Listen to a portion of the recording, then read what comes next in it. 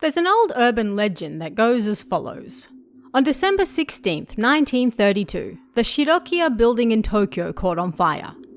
It was the first skyscraper fire in Japanese history, and people on the upper floors panicked, unsure of how to escape the burning building. Numerous women died in the fire, but not for the reasons you might be thinking. You see, Japanese women didn't have a tradition of wearing underwear beneath their kimonos, and so, when they were trying to escape the building via the escape ropes, they kept trying to hold the hems of their kimonos so that the onlookers below wouldn't see their private parts. Several women fell this way and died, preferring death to the humiliation of strangers seeing inside their kimonos. Immediately after this incident, the usage of bloomers soared in Japan so that no such incident would ever be repeated. Now, the Shirokiya department store was an 8-story building in Nihonbashi Ward, Tokyo, that did actually catch fire on December 16th, 1932. The store was spectacularly decorated with Christmas displays and goods, and the fire started at 9:15 a.m., shortly after opening for the day. Before the store opened, a staff member noticed a malfunctioning light on one of the Christmas trees on display in the toys section. Another employee was sent to fix it, and whilst doing so, a wire from the lights accidentally touched a nearby socket, sending sparks flying that lit the tree on fire. This then spread to a bunch of highly flammable celluloid dolls nearby, and by that point it was too late to stop. The employee that had been working on the tree tried to put out the fire, but ended up dying from smoke inhalation. 55 customers and staff were on the 4th floor as the fire broke out. Yet the fire spread so quickly that the 4th to 8th floors were soon filled with black smoke. 29 pump trucks and 3 ladder trucks from the Nihonbashi Fire Brigade were dispatched, but the ladders could only reach the 5th floor, and the pump trucks didn't have enough water pressure to reach past the 5th floor either.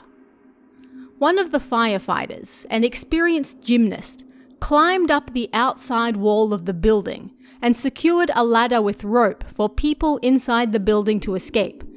But by this point, many were panicking and had started tying cloths and curtains together to form escape ropes. Some also tried using the belts from the female employees' outfits, yet these snapped and they plunged to their deaths. Firefighters set up safety nets on the ground for people on the upper floors to jump, yet some people misjudged the distance and ended up hitting the ground instead. In the end, one person died in the fire, the employee working on the tree. 13 died from falling, none of them customers, and another 67 suffered injuries. The horrific incident caused a swath of changes, including the formation of a special full-time rescue team in the Kanda Fire Brigade, and celluloid toys soon disappeared from stores due to their highly flammable nature as well. However, if you believe the rumours that soon sprang up after the fire, it was also responsible for one more wide-sweeping change. Japanese women started wearing underwear beneath their kimonos. It's true that several people died whilst trying to escape the fire, and many of them were women. These women wore traditional Japanese kimonos, and at the time, it was traditional not to wear any type of underwear beneath them. As such, when it came time to flee the upper levels of the building, several of these women feared that the people down below would see up their kimonos, and because it was so windy, they grabbed at the hems of their clothes to protect their modesty, rather than clinging to the escape ropes. It was this, supposedly, that caused them to fall to their deaths, and as a result, women around the country suddenly realized what a great idea it was to wear underwear in case an emergency situation like that ever popped up again. At least, according to the urban legend, that is. But how much truth is there behind this one? Did a department store fire really cause Japanese women to start wearing bloomers under their kimonos? Did numerous women die because they would rather protect their modesty than escape? The quick answer is no. But there's a very good reason this urban legend came to be, and it's a little more complicated than that. The December 23rd, 1932 edition of the Asahi Shimbun published an article on the fire that featured several quotes from Yamada Shinobu, the executive director of the department store. In the article, he insinuated that he believed several women died because they were too busy trying to hold the hems of their kimonos rather than the escape ropes. And as such, he was planning to make it a rule for all female employees to start wearing bloomers from that time forth. The article published several pictures, including one of several female employees holding their kimonos up as they walked away from the fire. This, combined with the insinuations of the executive director, no doubt made a connection in people's minds. These women died because they weren't wearing underwear. Of course, it made perfect sense. And it made even more sense for women to start wearing underwear after, just in case such an incident ever happened again. But the facts speak a different story. Is it possible that some female employees died because they were embarrassed the people down below could see up their kimonos? It's always a possibility, but it's unlikely. The escape ropes the women inside the building made were simply not strong enough to hold people as they tried to escape. And because they tried using their kimono belts as well, something far weaker than a curtain, several women fell to their deaths. In a life or death situation, it's hard to believe that the potential for someone several floors below seeing up their kimonos was more important than actually escaping alive.